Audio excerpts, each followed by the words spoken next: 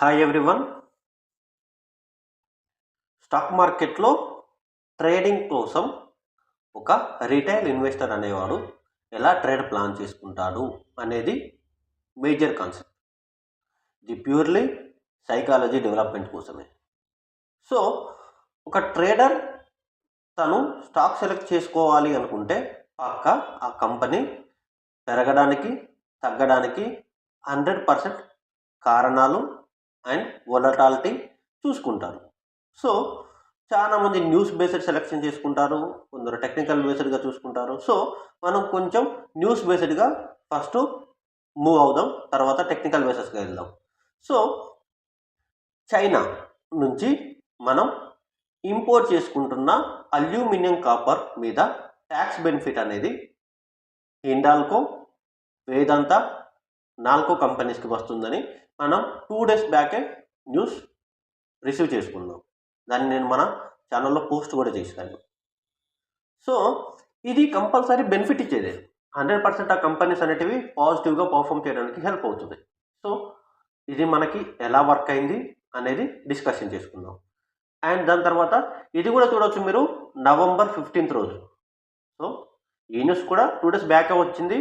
Supply chain అనేది cut చేస్తున్నట్టు వెళ్ళింది సిఎన్జి గ్యాసెస్కి. గ్యాస్ కటింగ్ అనేది, గ్యాస్ అలొకేషన్ అనేది గవర్నమెంట్ తగ్గిస్తుంది అనేది ఒక న్యూస్ ఉంది గవర్నమెంట్.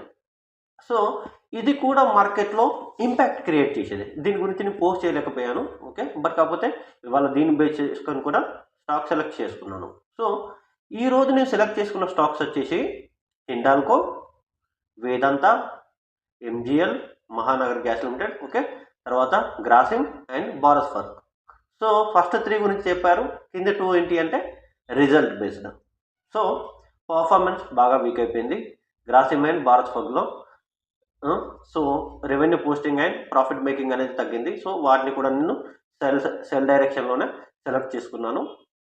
సో వాటి అన్నిటినీ సెలెక్ట్ చేసుకున్న తర్వాత మార్కెట్లో ఏమైంది, నేనేం చేశాను అంటే ఫస్ట్ ఆఫ్ ఆల్ సెలెక్ట్ చేసుకోగానే ఏం చేస్తాను, స్టాక్స్ని చార్ట్ చూసుకొని ఒక టార్గెట్ లెవెల్స్ పెట్టుకుంటాం, అంతేనే కదా. మహానగర్ గ్యాస్ నేనైతే మంచి టార్గెట్ పెట్టుకున్నాను, చూసుకోవచ్చు. 1300 నుంచి 1200 మోర్ దెన్ చూసుకోవచ్చు మీరు. ఎంత చేంజ్ ఉంది, 110 పాయింట్స్, మోర్ దెన్ 110 పాయింట్స్ పెట్టుకున్నాను నేను బిఫోర్ మార్కెట్ ఓపెనింగ్. చూస్తున్నారు కదా, 110 పాయింట్స్. తర్వాత గ్రాసిమ్ ఇండస్ట్రీస్, ఇది కూడా అలానే మంచి హైస్కి లోస్ని బేస్ చేసుకొని ఒక రేంజ్ బాండ్లో తీసుకున్నాను, ఒక టెక్నికల్ లెవెల్స్ అయితే. తర్వాత వెడాల్ కూడా అలానే హై లోస్ని బేస్ చేసుకొని ఒక టెక్నికల్ లెవెల్ని, ఒక రేంజ్ని అయితే క్రియేట్ చేసుకున్నాను. తర్వాత ఆ లెవెల్ తర్వాత ఎలా ట్రేడ్ ప్లాన్ చేద్దాం అనేది చూసుకొని హిండాల్కో కూడా మంచి టార్గెట్ లెవెల్ని, లో స్వింగ్స్ని, మంచి డౌన్ టర్న్ స్వింగ్ ఉంది కాబట్టి స్వింగ్ సైజ్ని బేస్ చేసుకొని డ్రా చేసుకున్నాను. పర్ఫెక్ట్, అంతా మంచిగా ఉంది. ప్రీ ఓపెన్ మార్కెట్ కాగానే చూసుకోవచ్చు నాకు మంచి అవుట్పుట్ కనబడింది. ఏంటిది, వేడాల్ super opening 2.5%, 10 points. Hindalco 15 near to 2.32, 2% change openings ఉన్నాయి. ప్రీ ఓపెన్ మార్కెట్ టైం కూడా చూసుకోవచ్చు మీరు, ఇక్కడ చూస్తున్నారా 9:08. So Grasim industries 26 points, 1% gap down, పర్లేదు, మనం డౌన్ సైడ్ అనుకున్నాం. ఎంజిఎల్, సో ఇది కూడా 91, 7% ప్రీ ఓపెన్ మార్కెట్లోనే డమాల్, మంచి గ్యాప్ డౌన్. సో నేను 110 అన్నాను, ఆటోమేటిక్గా అది 90 పాయింట్స్ రిసీవ్ చేసుకొని మనకి ఓపెనింగ్ ఇచ్చింది. చూద్దాం తర్వాత భారత్ ఫర్గ్, ఇది కొంచెం పాజిటివ్ ఓపెనింగ్ ఉంది, బట్ కాకపోతే మార్జిన్ ఓపెనింగే, పెద్ద గ్యాప్ అప్ గ్యాప్ డౌన్ ఏం లేదు. తర్వాత చూస్తే చార్ట్లో చూద్దాం. ఇది టార్గెట్కి పైన ఓపెన్ అవుతుంది వేడాల్. ఇది చూసుకుంటే ఎంజిఎల్ నియర్ టు టార్గెట్, ఇక్కడ ఉంది ఎల్లో లైన్ ఇక్కడ. సో ఇక్కడికి ఇంత మంచి, మనం అనుకున్న దానికన్నా పైన ఓపెన్ అయ్యాయి, అనుకున్న దానికన్నా కింద ఓపెన్ అయ్యాయి. సో మనం ఏంటి పర్ఫార్మెన్స్ చూస్తే తర్వాత మార్కెట్ వేయడం వా మనం అనుకున్న దానికన్నా సూపర్గా పర్ఫామ్ చేస్తుంది. 9:15K లెవెల్స్ గీసాను ఆల్రెడీ, లెవెల్స్ ఆల్రెడీ చూసుకొని స్క్రీన్ షాట్ తీసుకొని పెట్టుకున్నాను మీకు చెప్పడానికి. సో ఇక్కడ చూస్తే ఏమవుతుంది, ముందుగానే పర్ఫామ్ చేస్తుంది. ఎంట్రీ ఎలా వెయిట్ చేయాలో చేయొద్దా? తర్వాత ఇది మహానగర్ గ్యాస్, ఇది కూడా అంతే, పడిపోయింది ఆల్రెడీ, మన టార్గెట్ని క్రాస్ చేసుకుంది. ఏం చేస్తాను నేను ఇలాంటప్పుడు? మనం ఎక్స్పెక్ట్ చేసింది ఆల్రెడీ జరిగింది, దెన్ వాట్? ఆ తర్వాత ఏం చేస్తాం?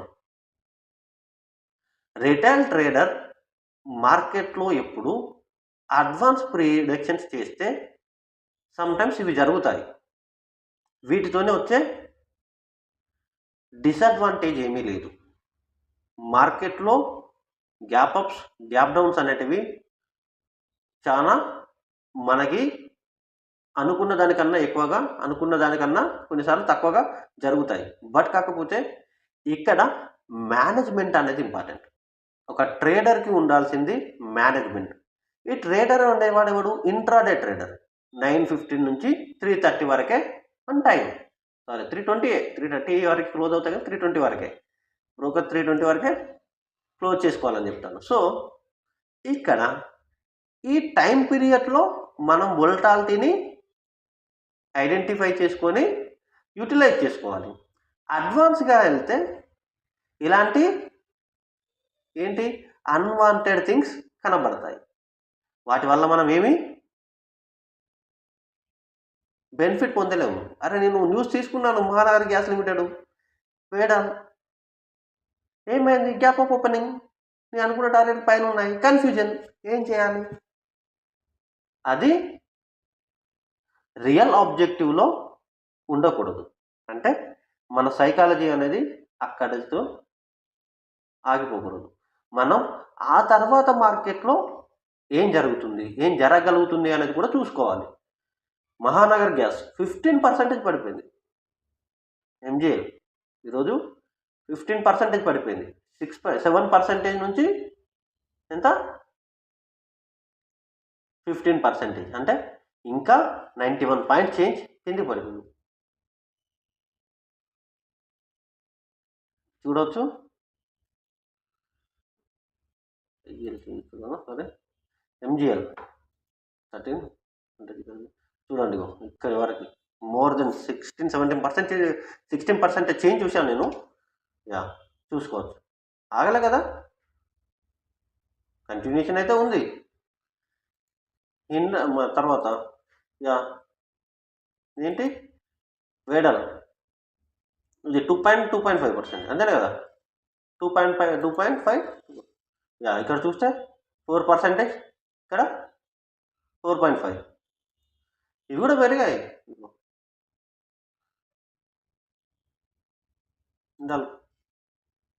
ఆగలే కదా, పెరుగుతున్నాయి. సో ఇక్కడ న్యూస్ ఇంపాక్ట్ అనేది మార్కెట్ అనేది ఆ రోజు స్టాక్ పెరగడానికి హెల్ప్ అవుతుంది. బట్ ఈ లెవెల్కే పెరుగుతుంది అని అనుకోవడం రైట్ కాదు. మార్కెట్లో మూమెంటం వస్తే వొలటాలిటీ అనేది చాలా ఎక్కువ ఉంటుంది.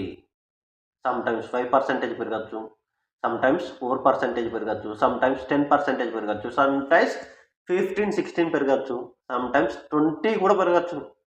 అప్పర్ సర్కిట్స్ ఉన్నాయి కదా, 20 అంటున్నారు ఎందుకు సార్ అంటే జరుగుతాయి కొన్నిసార్లు. ఇప్పుడు కొట్టింది కదా ఇండియా 10%, లోయర్ సర్కిట్స్ 16% వరకు వెళ్ళింది. ఐజిఎల్ 18% ఒప్పడుతుంది. ఇక్కడ లోయర్ సర్కిట్స్ని దాటి కిందకి వచ్చింది అది. సో మార్కెట్లో న్యూస్ బేస్డ్ స్టాక్స్ సెలెక్ట్ చేసుకున్నప్పుడు వొలటాలిటీ ఎక్కువగా ఉంటుంది. అంటే మనం హై వొలటాలిటీ స్టాక్ సెలెక్ట్ చేసుకుంటున్నాం అంటే అవి బాగా పర్ఫామ్ చేస్తాయి. సమ్టైమ్స్ 5%, సమ్టైమ్స్ ఎక్కువ పర్ఫామ్ చేస్తాయి. ఎంత? 5%, 8%, 10% అలా పెరుగుతూనే పోతుంది. సో మనం లో వొలటాలిటీ థింకింగ్తోని ట్రేడ్ చేస్తే హై బెనిఫిట్ తీసుకోము. ట్రేడింగ్లో అది చాలా ఇంపార్టెంట్. రిటైలర్స్కి జరుగుతున్న డిసడ్వాంటేజెస్ ఏదన్నా ఉంది అంటే వొలటాలిటీ గురించి వాళ్ళకి తెలవకపోవడం. ఒక స్టాక్ అనేది ఎంత పెరగగలుగుతుంది, ఒక పాజిటివ్ ఇంపాక్ట్ అనేది కలిగి ఉన్న న్యూస్ దొరికితే అనేది ఎవరికి తెలియదు.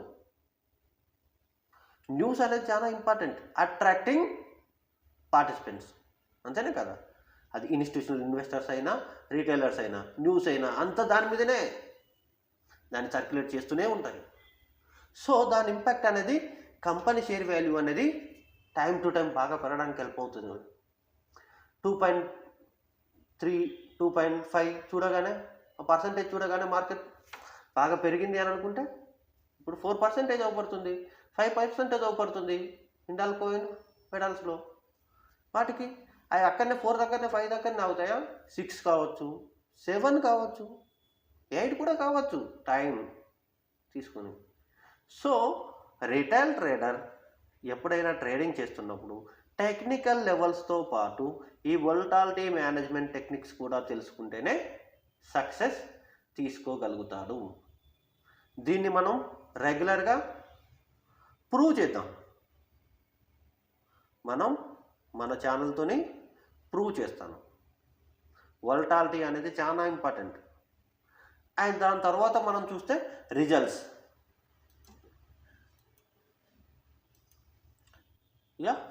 రిజల్ట్స్ ద్వారా ఏంటి అంటే అంత పెద్ద ఎఫెక్టివ్ వొలటాలిటీ ఏం లేదు. గ్రాఫ్ని చూసుకోవచ్చు. భారత్ ఫర్ రిజల్ట్స్ అనేటివి కొన్నిసార్లు 2 డైరెక్షన్లో పనిచేస్తాయి. One is high volatility create చేయడానికి, సమ్టైమ్స్ లో వొలటాలిటీ క్రియేట్ చేయడానికి. ఈ రిజల్ట్స్ అనేటివి ఎవ్రీ 3 months ఒకసారి వచ్చేటివి. ఈ 3 months తర్వాత బిజినెస్ గ్రోత్ కావచ్చు అని మేనేజ్మెంట్ చెప్పచ్చు. సమ్టైమ్స్ దానికి ఉన్న రెక్టిఫికేషన్స్ని మార్కెట్లో రిప్రజెంట్ చేసి కూడా వాళ్ళు ప్రజెంటేషన్ ఇవ్వచ్చు. ఆ రెక్టిఫికేషన్స్ ఇన్స్టిట్యూషనల్ ఇన్వెస్టర్స్ కానీ రిటైలర్స్ కానీ నచ్చితే ఆ కంపెనీ షేర్స్ని కొంచెం బాగా పాడేయకపోవచ్చు, దాంట్లో హై వొలటాలిటీని క్రియేట్ చేయకపోవచ్చు. బట్ వాళ్ళు చెప్పే రెక్టిఫికేషన్స్ నచ్చలేదనుకోండి, వాళ్ళు చెప్పే రీజన్స్కి ఉన్న సొల్యూషన్స్ నచ్చలేదనుకోండి, కంపల్సరీ ఆ షేర్ వాల్యూని బాగా పడేస్తారు. సో ఈ రిజల్ట్స్ రిలేటెడ్గా మనం నెక్స్ట్ వీడియోస్లో మాట్లాడదాం. సో ఇప్పటికీ ఈ వీడియో క్లోజ్ చేస్తున్నాను.